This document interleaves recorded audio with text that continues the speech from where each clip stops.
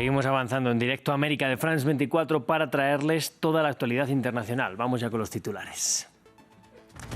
Los aranceles del 10% impuestos por la administración de Donald Trump sobre productos importados entran en vigor este sábado y ya se empiezan a cobrar en las aduanas de Estados Unidos.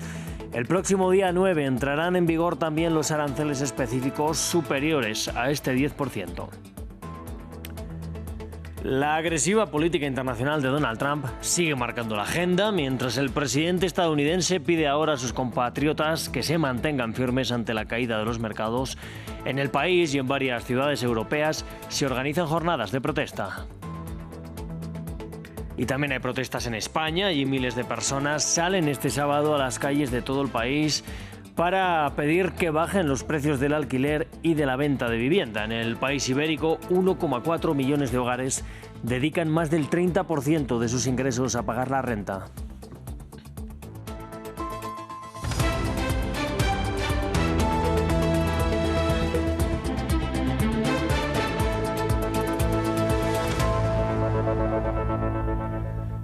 Pues como les anunciábamos, desde este sábado entran en vigor los aranceles del 10% implementados por la administración de Donald Trump sobre gran parte de los productos importados por Estados Unidos. El arancel se inició a cobrar en los puertos marítimos, aeropuertos y almacenes aduaneros de Estados Unidos, con algunas excepciones que nos cuenta Maxime Plubinet. Empezó el cobro de los aranceles.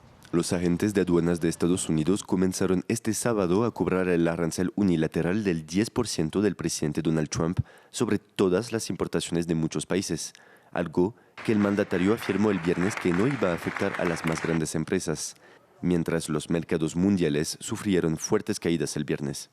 Las grandes empresas no están preocupadas por los aranceles porque saben que están aquí para quedarse, pero están centradas en el gran hermoso acuerdo que supercargará nuestra economía. Muy importante ahora mismo. El arancel inicial del 10% entró en vigor en los puertos marítimos, aeropuertos y almacenes aduaneros a medianoche, marcando el comienzo del rechazo total de Trump al sistema posterior a la Segunda Guerra Mundial de tasas arancelarias mutuamente acordadas. Entre los primeros países afectados se encuentran Australia, Gran Bretaña, Brasil, Colombia, Argentina, Egipto y Arabia Saudita. Ya en algunos sectores se están sintiendo las consecuencias. Tomando el ejemplo del café, podría afectar a los precios en Estados Unidos primero, pero también a ciertos países exportadores como Vietnam, mientras Brasil se está preparando a ver cómo reaccionar. Ahora nuestro amigo Trump está provocando una guerra en la que todos perdemos. Puede ser algo bueno para Brasil, pero tendremos que afrontarlo. Lo que ocurrirá es que los consumidores estadounidenses y las industrias de allí que compran café para procesarlo o envasarlo y venderlo tendrán que pagar un arancel adicional del 10%. La administración Trump también publicó una lista con más de 1.000 categorías de productos exentos de aranceles. Excepto en el caso de la energía, la administración Trump está investigando varios de estos sectores para imponer otros aranceles.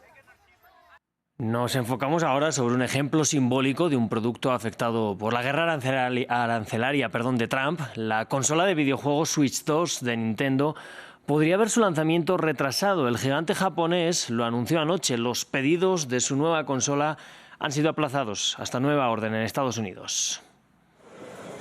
Portátil o jugando en televisión, la Switch 2 continúa el concepto que hizo de su primera versión un éxito. Lanzada en 2017, la primera versión de la Switch se convirtió en la tercera consola más vendida de la historia, asegurando años de éxito económico para Nintendo. Pero la noticia de los aranceles impuestos por Donald Trump constituye un riesgo para el gigante japonés, que decidió aplazar la salida de la consola en Estados Unidos. Los pedidos anticipados de Nintendo Switch 2 en Estados Unidos no comenzarán el 9 de abril de 2025 para evaluar el posible impacto de los aranceles y la evolución de las condiciones del mercado. Nintendo actualizará los plazos más adelante. En particular, Washington quiere imponer un impuesto del 46% a los productos importados de Vietnam. La mayoría de las consolas Switch 2 son fabricadas ahí por la empresa china Foxconn. Hecho extraño en la industria, Nintendo se centra casi exclusivamente en un solo producto, una estrategia arriesgada, pero probada durante décadas.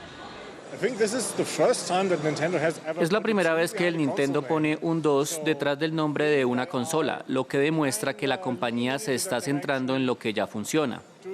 Y creo que es una buena idea, porque la primera Switch fue un gran éxito. Pero aunque el gigante japonés siempre ha presentado sus productos como más asequibles que los de sus competidores, los precios anunciados esta vez sí suscitan críticas. Nintendo había indicado un precio de $450 por la nueva consola en Estados Unidos y entre $80 y $100 por juego, sin los aranceles anunciados por Donald Trump. Al respecto de estos aranceles, pidió hoy Donald Trump en su red social a los estadounidenses que se mantengan firmes frente a las malas señales de los mercados.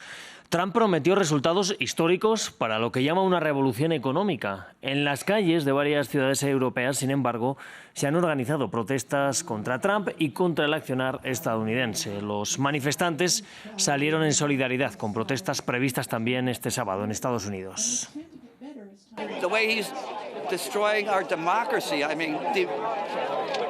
La forma en que está destruyendo nuestra democracia, es decir, desmantelando todo el gobierno y su política, todo lo que tiene. Lo siento, soy neoyorquino de nacimiento y sé lo que Trump quiere. El tipo está envenenado, es un mentiroso, es un ladrón, es un estafador. Debería estar en prisión. Y la Casa Blanca confirmó que Benjamin Netanyahu será recibido por Donald Trump este lunes. Esto mientras en Israel continúa la tensión entre el primer ministro y el director de la Agencia de Seguridad, Ronen Bar.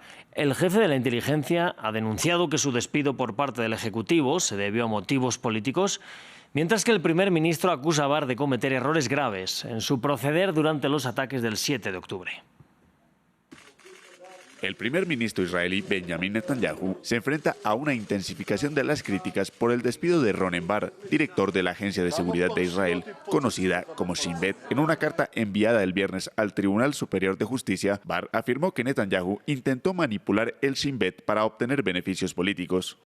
En noviembre de 2024, el primer ministro me pidió repetidamente que le entregara una evaluación de seguridad que determinara que las circunstancias de seguridad no permitían que siguiera testificando en su juicio penal.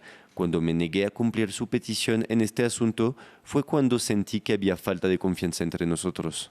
Bar también dio a entender que le pidieron que utilizara las herramientas del Servicio de Seguridad Interna contra israelíes, pero él se negó. El tribunal ha congelado el despido de Bar mientras celebra audiencias sobre el asunto. El funcionario instó al tribunal a revocar la decisión, alegando que su despido sin el debido proceso enviaría a todo el Shin Bet el mensaje de que ya no pueden actuar con independencia. La oficina de Netanyahu respondió rápidamente. Esta declaración está llena de mentiras, como la afirmación de que el primer ministro pidió al Shin Bet que utilizara los poderes de la organización de forma inapropiada contra ciudadanos israelíes, algo que nunca ocurrió. El único motivado por motivos personales es el jefe del Shin Bet. La oficina del primer ministro dijo que el mandatario sí discutió el juicio penal con Bar, pero solo para cambiar el lugar de su celebración. En cambio, atribuyó la falta de confianza de Netanyahu en supuestos fallos en torno a los acontecimientos del 7 de octubre de 2023. Y continuamos con la guerra en Ucrania, donde la ciudad de Kryvyi Rih recuerda hoy a las 19 personas muertas el viernes por un ataque ruso. Entre ellas había al menos 9 niños que jugaban en ese momento en un parque público de la urbe. Y entre tanto, Estados Unidos ha advertido a Rusia de que el tiempo está corriendo para que muestre señales de que está interesada en acabar la guerra. Estados Unidos advierte a Rusia de que la paciencia se le agota. El secretario de Estado Marco Rubio dijo que Moscú debe demostrar a Washington que en verdad desea poner fin a la guerra en Ucrania y que no está solo jugando con los tiempos. Pronto sabremos, en cuestión de semanas, no en meses, si Rusia se toma en serio la paz o no. Tuvimos un visitante, el señor Kirill, tuve la oportunidad de sentarme con él, se reunió con otros, y el mensaje es que Estados Unidos necesita saber si va en serio o no con la paz. En última instancia, Putin tendrá que tomar esta decisión. Los comentarios llegan en medio de la frustración del presidente Trump, que ha amenazado con más sanciones a Moscú, y de reiteradas acusaciones al presidente ruso Vladimir Putin de que no negocia de buena fe, mientras persiste su su ofensiva sobre Ucrania, que el martes mató a más de una decena de civiles, incluidos niños, en ataques y bombardeos. El enviado del Kremlin de visita en Washington elogió a la administración Trump, afirmando que detuvo la Tercera Guerra Mundial y no descartó garantías para Kiev, aunque la OTAN no esté entre las opciones. Creo que la entrada de Ucrania en la OTAN, como dijo nuestro presidente, no es posible en absoluto y eso, creo, ha sido ampliamente aceptado, incluso por la administración Trump. Ya sabes, algunas garantías de seguridad de alguna forma pueden ser aceptables. El presidente Zelensky tildó el viernes a los rusos de inhumanos y acusó al enviado del Kremlin de intentar persuadir a Estados Unidos para que facilite el desbloqueo de $300.000 millones en activos rusos congelados. Y miles de personas han salido a las calles de Seúl para protestar contra la destitución del expresidente surcoreano Yoon Suk-yeol por su fallido intento de imponer la ley marcial a principios de diciembre. Al tiempo, en otras zonas de la capital hubo marchas a favor de esa misma decisión. El país queda ahora a la espera de elecciones presidenciales en los próximos 60 días.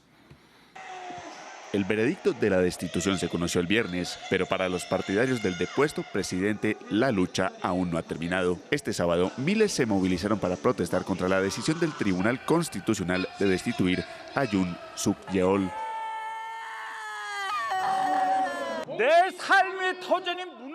Mi vida está destruida y por eso he venido. Estoy muy enfadado y siento que mi país se desmorona.